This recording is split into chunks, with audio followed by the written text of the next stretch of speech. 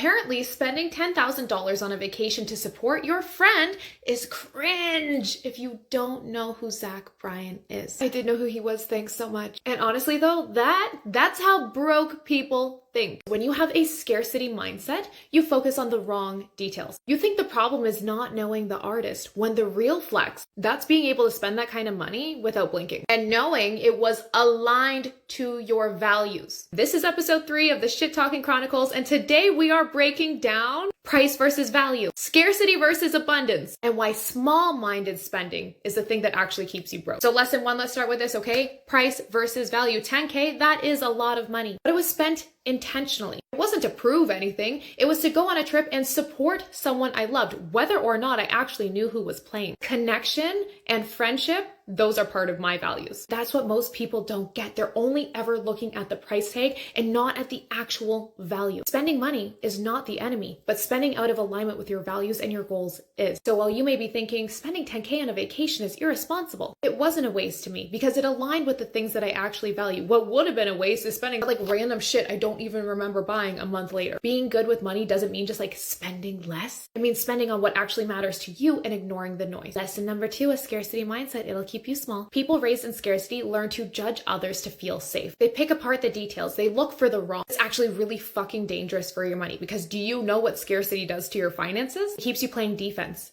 You hoard. You underspend on things that fuel you. You overanalyze decisions until you end up doing nothing. You make decisions that only benefit you today but actually hurt you long term. Abundance doesn't mean reckless spending. It means knowing that money is a tool and not a cage. That you can spend and earn more. Lesson number 3, what you focus on multiplies. If you're always looking for what's wrong, you'll find it. If you're always looking for the red car, you're gonna see the red fucking car. Same goes for money. If you're only focusing on what you don't have or what's hard, you will stay stuck. But when you focus on what's working, what you can do, tracking your net worth, increasing your income, automating your savings, choosing your investment, you create momentum. You multiply the good. So now maybe I didn't know every country band that played at Stagecoach, but I knew where my money was going. I knew the value. At least I thought that I'd get out of that trip. Damn! And I knew I could spend 10K and make it back easily with all the systems I've already set up. So if you thought the biggest takeaway from that situation was that I didn't recognize some country dude, that tells me everything I need to know about your bank account. This has been episode 3 of the Shit Talking Chronicles. I'll see you next time, unless you're too busy being pressed about somebody else's pockets. Toodles!